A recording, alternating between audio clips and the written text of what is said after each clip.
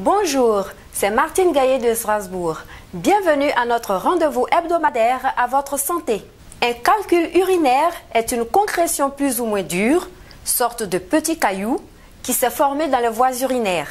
Sa taille est variable, depuis le grain de sable ou gravelle jusqu'au volumineux calcul, constitué dans la cavité excrétrice du rein, le bassinet ou pied-long et plus rarement dans la vessie. La présence de calculs dans les voies urinaires est toujours pathologique. C'est une lithiase urinaire. Cette maladie est fréquente et sa prévalence augmente régulièrement.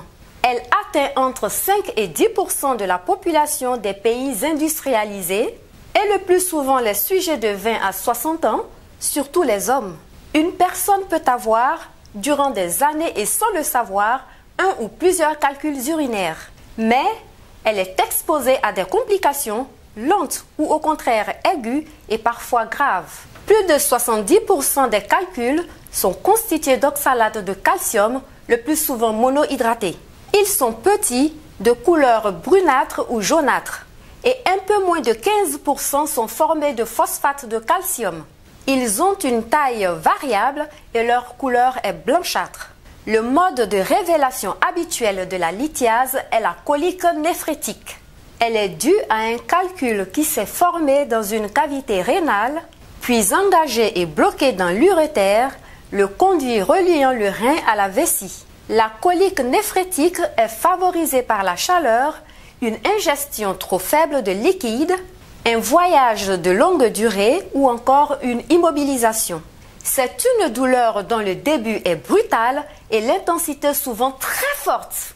Elle siège d'un côté de la région lombaire et irradie vers le bas et l'avant. On ressent comme une violente torsion. La douleur évolue par crise.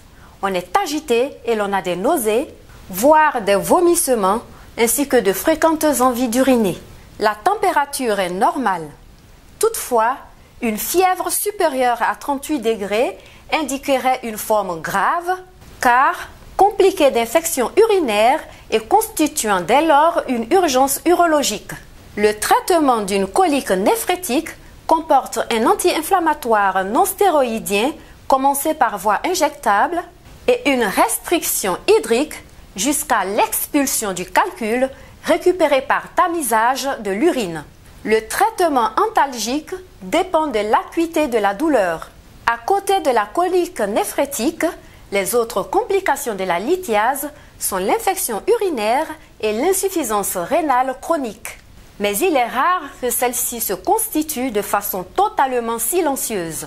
Les examens d'imagerie utiles en cas de lithiase urinaire sont l'échographie, la simple radiographie d'abdomen sans préparation et le scanner urinaire pratiqué sans injection. Cette maladie est récidivante.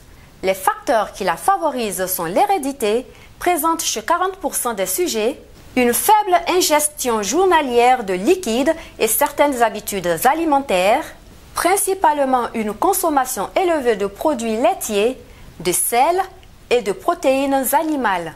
Je vous invite à regarder ceci. Nous pouvons donc, une fois que l'irrigation a rempli la vessie, nous pouvons commencer l'exploration de la vessie afin de s'assurer qu'il n'y ait pas de calcul à l'intérieur de la vessie, pas de tumeur. Et nous allons également repérer les orifices urétéraux qui sont ces petites fentes à gauche et à droite que l'on voit ici se contracter. Il s'agit de l'arrivée des urtères au niveau de la vessie. Pour cette patiente, il va falloir introduire les instruments dans cet orifice, l'orifice urétéral droit, puisque son calcul est localisé dans l'urtère droit. Nous allons faire une radio péropératoire qui va nous confirmer la présence du guide au niveau du rein. On voit ici sur la radio le guide poussé à travers le cystoscope et qui monte dans l'urtère et qui va venir maintenant se bloquer au niveau du rein. Donc le guide va être laissé dans cette position et sur ce guide vont maintenant pouvoir être montés les instruments pour l'urétéroscopie. Nous contrôlons donc la progression du cathéter sur le guide. Au passage, nous sentons le frottement sur le calcul et le cathéter cathéter est donc amené jusqu'au niveau des cavités du rein. Nous débutons l'injection. On peut voir les mouvements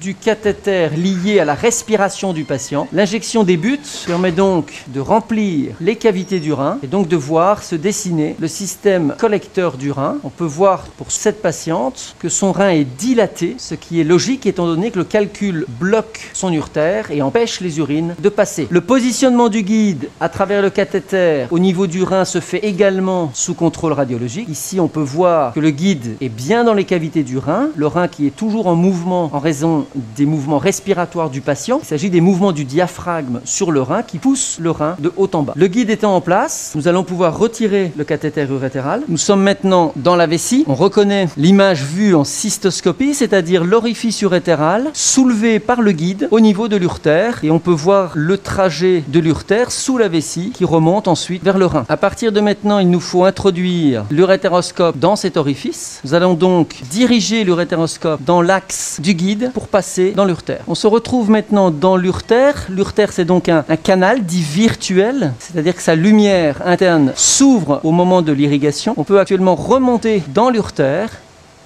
On passe une zone très inflammatoire, qui est cette zone un peu rouge, qui saigne au contact, qui est la zone où le calcul s'était bloqué, qui a irrité l'urtère, et l'urtère a donc développé cette inflammation muqueuse. En passant avec l'urétéroscope, on repousse un peu le calcul dans la partie supérieure de l'urtère, et on peut maintenant parfaitement visualiser ce calcul, qui est un calcul typique d'oxalate de calcium, qu'il va falloir maintenant traiter. Nous allons casser avec un laser, appelé laser holmium, et nous allons ensuite retirer les fragments en utilisant un instrument appelé un panier. La fibre laser est donc amenée au contact du calcul. On voit ici sur l'écran la fibre bleue avec son pointeur rouge qui touche désormais le calcul. On va déclencher le laser. Le laser est contrôlé par l'opérateur à l'aide d'une pédale et qui va donc permettre maintenant, comme on le voit, d'entrer en contact avec le calcul et de casser le calcul. On voit la poudre apparaître.